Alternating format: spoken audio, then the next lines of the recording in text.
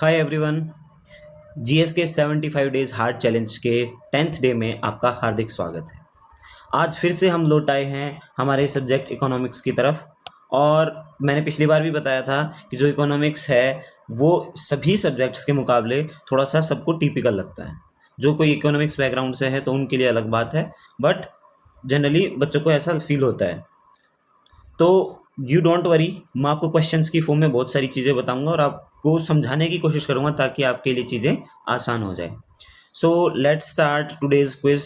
और first question है हमारा, India and US have decided to finalise agreements related to which of the following. देखो, ये एक पर्टिकुलर टाइम पीरियड का क्वेश्चन है। लाइक भाई किसी टाइम पे कोई ऐसे ट्रेड एग्रीमेंट हुआ होगा, तो उस टाइम का है। लाइक 2009 एंड 10 का मैं मान के चल रहा हूँ, क्योंकि जब मैं क्वेश्चन फाइंड आउट कर रहा था तो शायद ये 2009-10 के आसपास का क्वेश्चन था।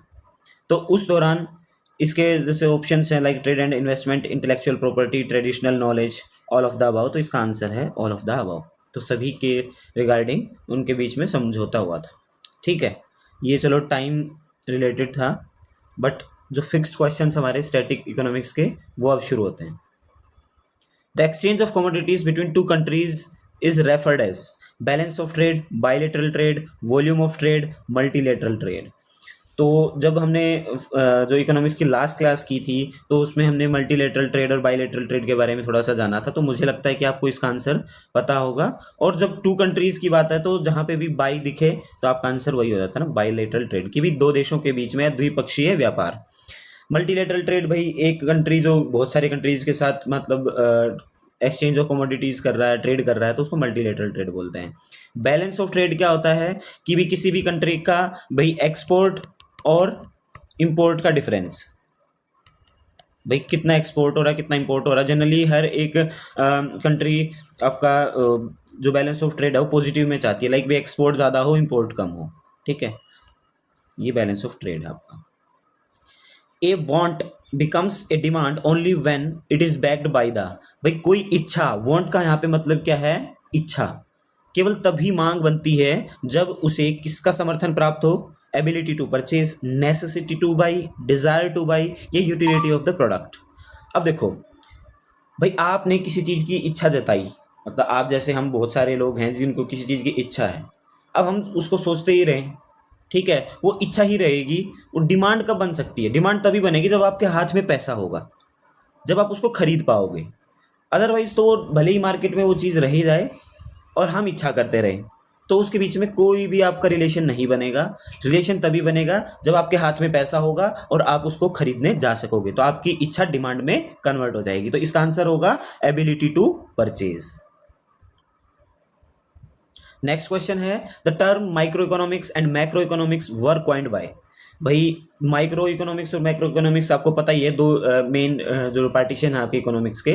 भाई माइक्रो जो बिल्कुल स्मॉल लेवल पे, इंडिविजुअल लेवल पे जो आपकी इकोनॉमिक्स है उसको बोलते हैं माइक्रो इकोनॉमिक्स। और जो एक ब्रॉड लेवल पे है लाइक कंट्रीज में, भाई पूरी कंट्री की इनकम, जीडीपी वगैरह, ये सारी चीज मैक्रो इकोनॉमिक्स में आती है। ठीक है, तो ये कॉइन करा गया था टर्म, ये करा गया था रेगनर फिश इनके द्वारा। इनके बारे में थोड़ा सा बता देता हूँ। उन्होंने ये टर्म 1933 में दिया था और इसके लिए इनको जो इकोनॉमिक्स में पहला नोबेल प्राइज मिला था तो इनको ही मिला था। एक और थे इनके साथ जिनको मिला था, लेकिन हम बोल सकते हैं कि रेगनर फिश ऐसे इंसान हैं जिनको इकोनॉमिक्स की उसमें इकोनॉमिक्स में पहला नोबेल प्राइज मिला है। तो वो मैं आपसे क्वेश्चन पूछता हूँ, कमेंट सेक्शन में आप मुझे बताएंगे कि 1901 में नोबेल प्राइज शुरू हुआ था, लेकिन इकोनॉमिक्स में आपको 1901 में देना शुरू नहीं किया था नोबेल प्राइज। तो कब शुरू किया गया इकोनॉमिक्स में जो आपका नोबेल प्राइज देना, तो आप मेरे को कमेंट सेक्शन में करके बताएंगे। During periods of inflation tax rates should be, या should increase, decrease, remain constant या फ्लक्चुएट। सबसे पहली बात, फ्लक्चुएट का तो कोई मतलब रोल है नहीं इसमें। फ्लक्चुएट तो वो वाली चीज़ होती है कि ऑटोमेटिकली कोई चीज़ हो रही है। कांस्टेंट रखने का भी कोई फायदा नहीं, क्योंकि कांस्टेंट से कोई फायदा नहीं होने वाला। अब बात आती है कि इंक्रीज या डिक्रीज। आपको एक चीज़ समझनी पड़ेगी, इन्फ्लेशन में क्या होता है कि भाई आपकी महंगाई बढ़ती है। महंगाई बढ़ती है मतलब क्या है, प्राइस बढ़ जाते हैं। अब प्राइस बढ़ जाते हैं, गवर्नमेंट का क्या जो ध्येय होता है, एम क्या है कि भाई प्राइस को नीचे लेके आए ताकि इन्फ्लेशन मतलब कंट्रोल में रहे। उसके लिए गवर्नमेंट करेगी टैक्स बढ़ा देगी। टैक्स बढ़ाने से क्या होगा, लोगों के पास जो पैसा है, जो एक्सेस पैसा वो खर्च करना चाह रहे हैं, जिसकी वजह से इन्फ्लेशन में और मतलब वृद्धि हो सकती है, तो वो कंट्रोल में हो जाए, वो पैसा और ना खर्च कर पाए, वो कंट्रोल करें खर्च करने में, और खर्च करने में कंट्रोल करेंगे तो डिमांड किसी भी चीज़ की कम हो जाएगी, और कम हो जाएगी तो उसके प्राइस भी डाउन आ जाएंगे। प्राइस डाउन आ जाएंगे तो कूलिंग डाउन ऑफ प्राइस बोलते हैं उसको। तो इन्फ्लेशन के टाइम पे टैक्स रेट बढ़ा दिया जाता है या बढ़ा देना चाहिए।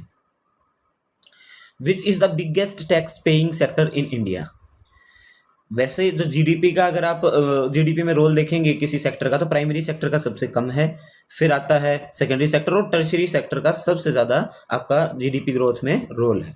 लेकिन अगर टैक्स पेइंग सेक्टर की बात करेंगे तो डेफिनेटली आपका जो मैन्युफैक्चरिंग सेक्टर है, लाइक आपका इंडस्ट्रियल सेक्टर है, वो आपका सबसे ज्यादा टैक्स पे करता है इंडिया में।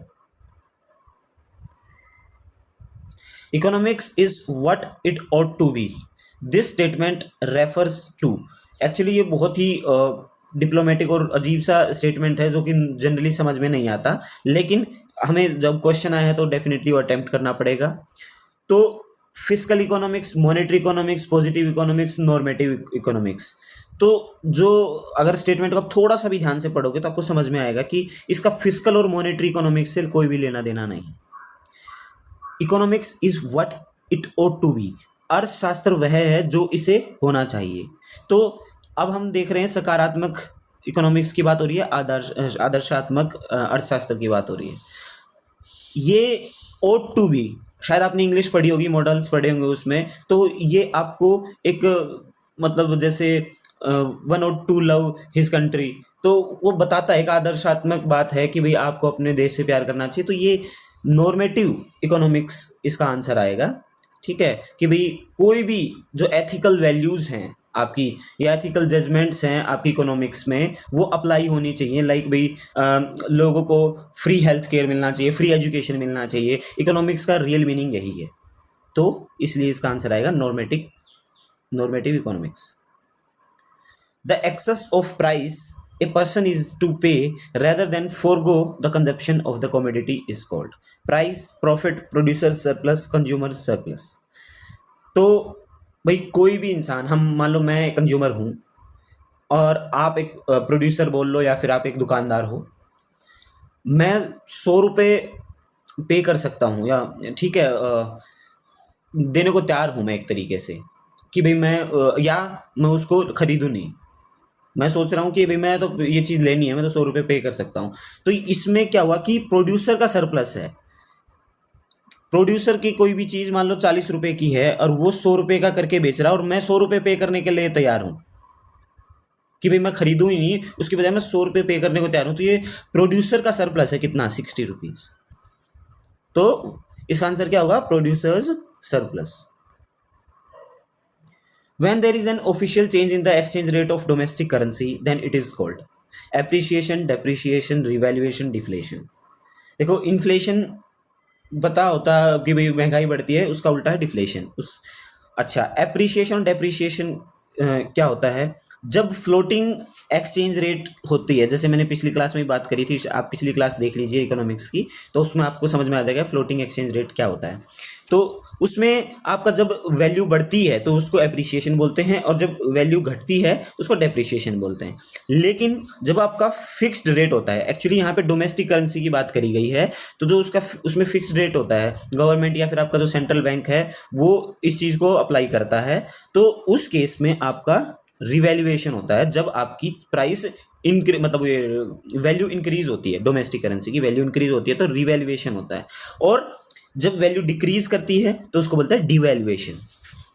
लेकिन यहाँ पे अगर डिवैल्यूएशन दिया होता तो इनको पर्टिकुलरली मेंशन करना पड़ता है, इंक्रीज या डिक्रीज। लेकिन यहाँ पे डिवैल्यूएशन नहीं है, तो इन्होंने सिंपली बिना इंक्रीज डिक्रीज के आपका क्वेश्चन बना दिया। तो आपको पता होना चाहिए कि इसका मतलब है रिवैल्यूएशन। ये क्या है, फिक्स एक्सचेंज रेट, और ये फ्लोटिंग एक्सचेंज रेट में आता है। Inflation redistributes income and wealth in favour of, भाई जो इन्फ्लेशन होती है उस टाइम पे इनकम और वेल्थ किसके फेवर में रीडिस्ट्रीब्यूट होते हैं, pensioners, poor, middle class, rich. Obvious सी बात है, जब इन्फ्लेशन होता है तो आपके पैसे नहीं बचते लोगों के पास। मैंने बताया ना कि सरकार खींच लेती है to cool down the price, या फिर आप बोल सकते हो कि जो महंगाई होती है तो आदमी वैसे ही अपने आप को कंट्रोल करने लग जाता है कि नहीं यार मेरे को ये चीज़ नहीं लेनी, ये महंगी है ये। लेकिन जब जो अमीर आदमी है, अमीर लोग हैं, उनके पास ऑलरेडी इतना पैसा है, उनको कोई फर्क नहीं पड़ता इन्फ्लेशन से। तो वो उस टाइम पे जब डिमांड कम हो जाती है, लोग खरीदते नहीं है, पैसा नहीं वो लगाते, तो वो रिच उसमें पैसा लगा देते हैं, और वो जो पैसा रिडिस्ट्रीब्यूट होता है वो उन्हीं के बीच में हो जाता है। तो इसका आंसर आएगा रिच। आज का हमारा बोनस क्वेश्चन है, क्योंकि ऑलरेडी 10 क्वेश्चन कर चुके हैं, तो बोनस क्वेश्चन है, the fringe benefit tax was introduced in the budget of. अच्छा, फ्रिंज बेनिफिट क्या है? फ्रिंज बेनिफिट के बारे में आपको थोड़ा सा जानो।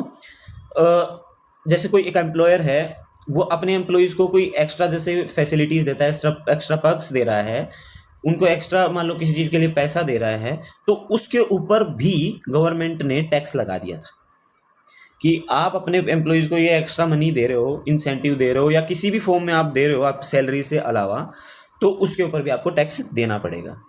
तो ये आपका 2005 और 6 में इंट्रोड्यूस करवाया गया था जब कांग्रेस गवर्नमेंट थी, और पी चिदम्बरम उस टाइम पे आपके फाइनेंस मिनिस्टर थे।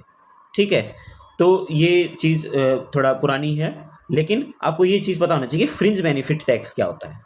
ठीक, चलिए आज की हमारी क्लास यहीं ख़त्म होती है, और आई होप कि ये थोड़ा सा मुश्किल और टिपिकल सब्जेक्ट है, और आपको मैंने काफ़ी अच्छे से समझाने की कोशिश करी है, और आप एक एक करके इन क्वेश्चंस को समझने की कोशिश करोगे तो आपका जो इकोनॉमिक्स का पार्ट है वो बहुत अच्छा हो जाएगा। ठीक है, so thank you very much, will see you soon in the next video. Bye bye, take care, जय हिंद।